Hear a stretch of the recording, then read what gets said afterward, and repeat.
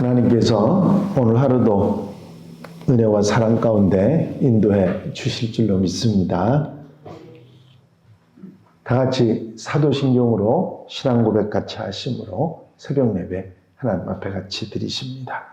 전능하사 천지를 만드신 하나님 아버지를 내가 믿사오며 그 외아들 우리 주 예수 그리스도를 믿사오니 이는 성령으로 잉태하사 동정녀 마리아에게 나시고 본디오 빌라도에게 고난을 받으사 십자가에 못 박혀 죽으시고 장사한 지 사흘 만에 죽은 자 가운데서 다시 살아나시며 하늘로 오르사 전능하신 하나님 우편에 앉아 계시다가 저주로서 산 자와 죽은 자를 심판하러 오시리라. 성령을 믿사오며 거룩한 공예와 성도가 서로 교통하는 것과 죄를 사하여 주시는 것과 몸이 다시 사는 것과 영원히 사는 것을 믿사옵나이다. 아멘. 할렐루야. 하나님 말씀 계시록 11장 1절과 2절 말씀입니다. 요한계시록 11장 1절과 2절 말씀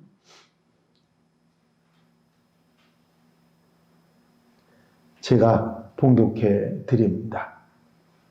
또 내게 지팡이 같은 갈대를 주며 말하기를 일어나서 하나님의 성전과 제단과 그 안에서 경배하는 자들을 측량하되 성전 바깥 마당은 측량하지 말고 그냥 두라. 이것은 이방인에게 주었은즉 그들이 거룩한 성을 42달 동안 짓밟으리라. 아멘. 할렐루야. 11장 말씀을 이제 함께 보시게 됐는데 11장은 세부적으로 관찰하기 전에 먼저 전체적으로 보는 것이 더 중요합니다.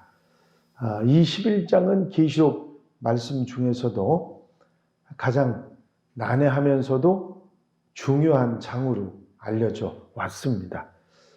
난해하다고 하는 것은 그 해석에 있어서 확실한 해결점을 찾기가 어렵다고 하는 것이고 이 중요성인 이 장의 중요성은 이 장 이후에 나올 모든 내용들을 종합한 내용이 11장에 나와 있기 때문에 그렇습니다. 이 환상을 보는 요한은 두루마기를 먹으라 천사가 이야기해서 두루마리를 먹었죠. 이 이야기는 마음에 하나님의 메시지와 그 진리를 받아들였던 것입니다.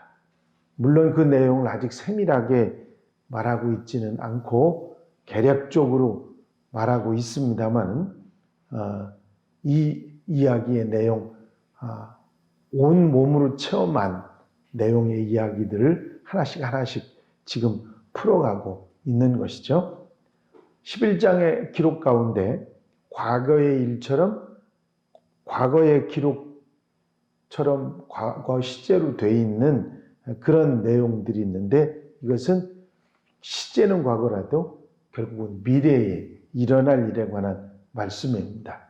장차 올 일을 이미 일어난 일처럼 확실하게 말하고 있기 때문이죠. 11장의 계략을 생각해 보면 1절, 2절은 성전을 측량하는 장면이 나오고요. 측량이라고 하는 말은 봉인과도 같습니다. 측량의 목적은 악마의 공포, 심판 이런 것들이 세상에 다가올 때 일정 지역을 보호하는 그 보호의 의미로 측량을 말하고 있고요. 3절, 6절에는 두 증인의 설교가 나옵니다. 이 두 증인은 마지막 날의 선구자들이고요.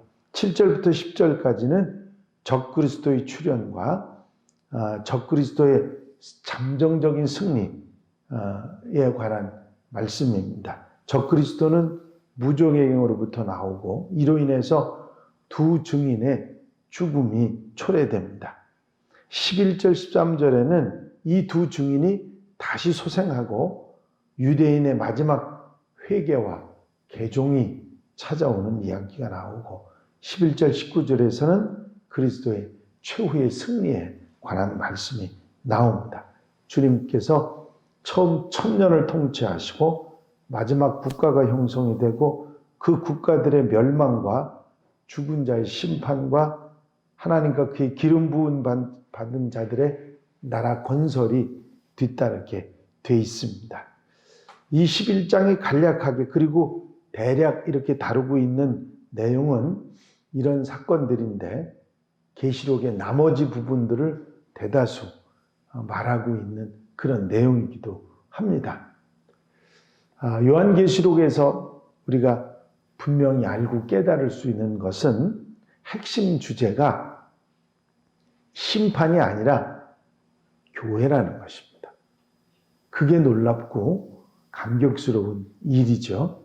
사실 계시록을 보면서 우리가 역사의 마지막이 어떻게 될 것인가, 세상 심판이 어떻게 일어나는가 이런 것에 대한 내용들이 많기 때문에 이게 계시록의 주된 관심인가 보다 그렇게 생각할 것 같은데 그게 아닌 것입니다. 이런 심판이나 역사의 마지막에 관한 이야기는 조연이고 주연 배우는 교회라는 것이죠. 이 요한계시록은 원래 핍박받는 당시의 초대교회에 보낸 편지죠. 처음부터 끝까지 주님의 몸된 교회는 어떤 존재인지, 어떤 사명을 받았고, 어떤 고난을 겪고, 어떤 승리를 누리게 되는지를 다루고 있는 것이 요한계시록입니다. 그래서 우리는 기도하는 마음으로 계시록을 읽어야 합니다. 주님이 원하시는 교회, 바로 우리 신앙인 개인도 교회가 아니겠습니까? 주님이 원하시는 교회, 주님이 원하시는 신앙인이 무엇인가를 확실하게 알려주고 있기 때문입니다. 성경에서 나오는 가장 파워풀한 교회 이야기가 요한계시록에 나오는 것이죠. 이제 계시록 11장에 시작이 되는 이야기는 지상교회의 축복과 고난입니다. 또 내가 지팡이 같은 갈대를 주며 말하기를 일어나서 하나님의 성전과 제단과 그 안에서 경배하는 자들을 측량하되 하는 말씀이 나옵니다. 11장이 열리면서 하나님의 성전이 등장하는데 요한계시록을 요한이 기록을 할 때 그 시기가 주후 96년이기 때문에 이미 예루살렘 성전이 로마군에 의해서 완전히 점령되고 파괴된 이후입니다. 예루살렘 성전은 주후 70년에 무너졌으니까요. 96년이기 때문에 이미 성전은 무너졌고 그 사실을 잘 알고 있는 요한이 하나님의 성전을 보고 있다고 하는 이 말은 하나님께서 하늘문을 열고 보여주신 영적 환상이지 실제 예루살렘 성전을 말하는 것은 아닌 것입니다. 이 땅에 있는 그리스도의 교회, 영적 세계로 보는 하나님의 교회를 말하는 것이죠. 눈에 보이는 교회만이 아니라 어린 양의 상병책에 기록된 하나님의 백성들을 말하는 것이다. 그렇게 생각할 수 있는 것입니다. 하나님께서는 요한에게 하나님의 성전과 제단과 그 안에서 경배하는 자들을 측량하라 그러셨습니다. 여기서 측량한다는 말은 하나님께서 보호하신다는 말입니다. 요한이 이 계시록을 기록하던 당시 초대교회는 로마 정부의 아주 대대적인 핍박에 시달리고 있었습니다. 예수 믿는다는 이유로 직업도 잃고 고문당하고 감옥에 갇히고 죽임을 당하는 성도들도 수없이 많았기 때문입니다. 교인들은 대부분 지하로 숨어들었고 발각돼서 끌려가면 지역교회 하나가 통째로 없어지는 그런 일들은 다반사였습니다. 이대로 가면 지상의 교회가 다 없어지는 것이 아니냐 하는 절망과 두려움이 성도들 마음에 가득한 그런 때였죠. 이럴 때 하나님께서 하나님의 교회들에게 하나님의 무관심이 아니라 요한을 통해서 주어진 이 계시는 주님의 교회를 지켜주실 것이라고 하는 약속이 된 것입니다. 성도들만, 교회만이 아니라 경배하는 자들을 측량하라. 경배는 뭐냐면 하나님께 예배하는 자, 하나님께 신령과 진정으로 예배하는 자, 하나님을 예배하기 위해서 그 어떤 세상의 혹독한 환난과 시련도 이겨내는 믿음의 성도들, 그들을 보호하신다는 말씀입니다. 이 측량이라고 하는 단어를 NIV 성경에서는 카운트, 숫자를 세는 것으로 번역을 했습니다. 하나님은 진정한 예배자들의 숫자를 세고 계신 것이다. 어떤 일이 있어도 이들을 지키고 보호하시고 교회를 왕성시키신다고 말씀하고 계신 것입니다. 이렇게 성전 바깥 마당은 측량하지 말고 그냥 두라. 이것은 이방인에게 주었은즉 그들이 거룩한 성을 42달 동안 짓밟으리라. 측량이 보호해준다고 하는 의미를 가졌다면 측량하지 말라는 말씀은 보호막을 거두신다는 말인가 그렇게 생각할 수 있는데 이 말은 그런 뜻이라기보다는 하나님의 백성들이 영적으로 보호받기는 하지만 육체적으로는 공격을 받아서 고통을 당하게 될 것이라고 하는 그런 뜻입니다. 여기서 이방인은 원수 마귀죠. 악한 세력이 하나님의 교회를 핍박하게 되지만 영적으로는 하나님께서 그들을 보호하신다. 환난과 핍박이 있지만 주님께서 보호하신다 하는 말씀을 가지는데 42달 동안 짓밟힌다고 하는 핍박을 당한다는 말이 나오죠. 이 42달을 실제로 우리가 이렇게 기간을 따져보면 3년 반인데 실제로 3년 반이 아니라 하나님이 정하신 마지막 환난의 기간을 표현한 것입니다. 사실 이 기간은 유대에 있었던 극심한 고통의 기간을 말하는 건데 주전 168년경에 수리아 왕 안티오코스 에피파네스가 히랍의 문화를 광신하고 이것을 유대에 그대로 그냥 다 히랍 문화를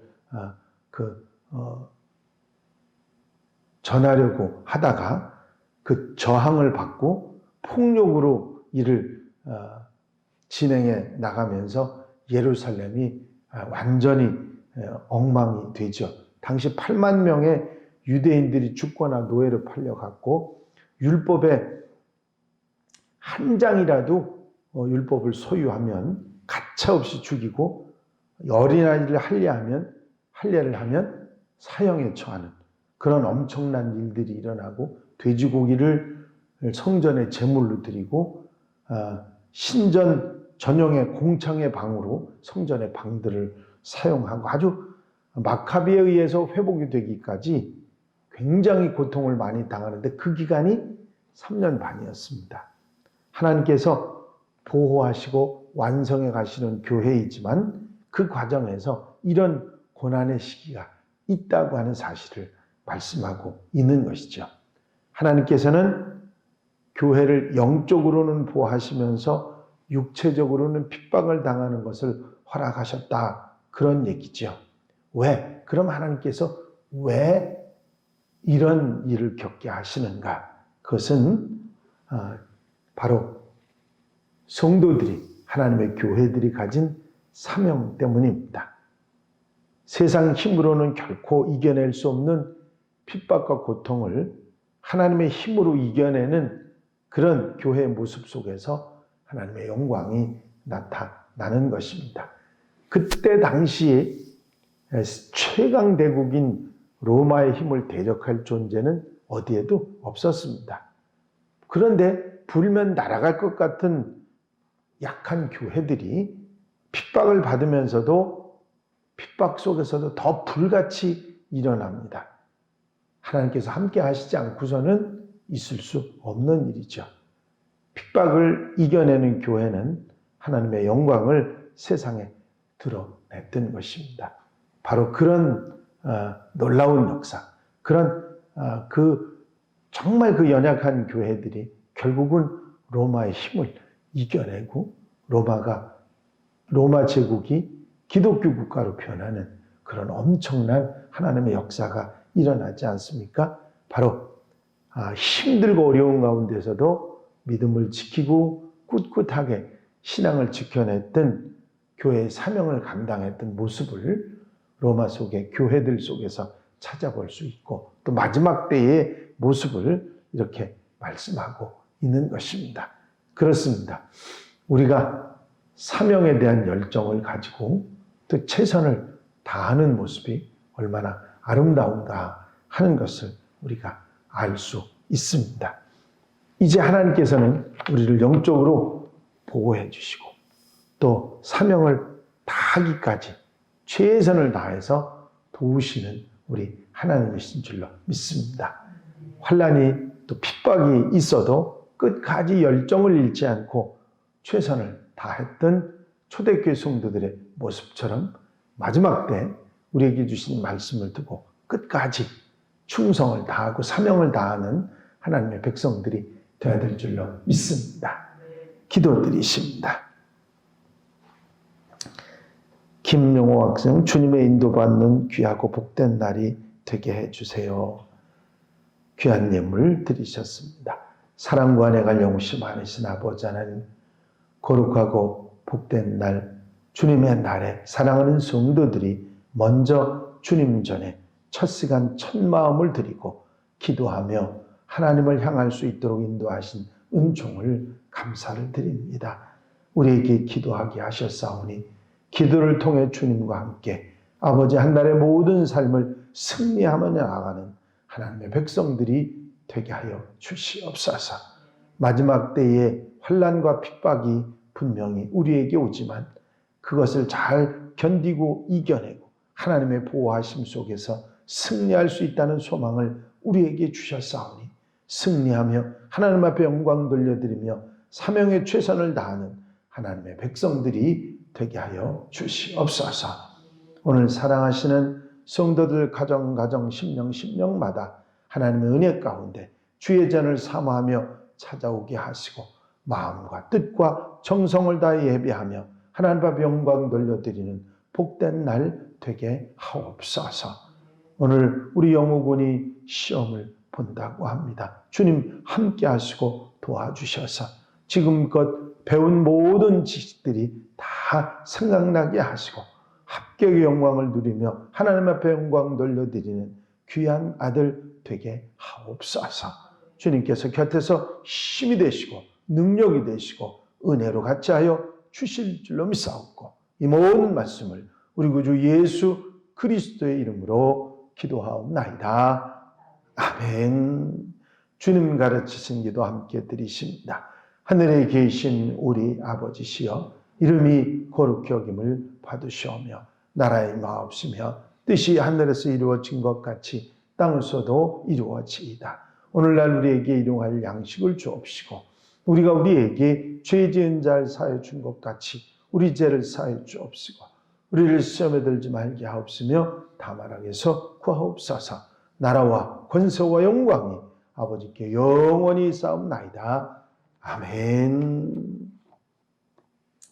이 시간 함께 기도하실 때 우리에게 기도할 수 있게 하심을 감사하고 내 삶이 항상 정결케 되기를 위해서 기도해 주시고 코로나19의 영향에서 벗어나기 위해 기도해 주시고 중보 기도로 도울 이들을 위해서 기도해 주시고 특별히 수험생들을 위해서 기도해 주시고 한양교회가 하나님의 교회로 사명을 다하기 위해서 기도해 주시고 나라와 민족을 위해 세계 복음화를 위해서 기도하시고 자유롭게 기도하시기 바랍니다.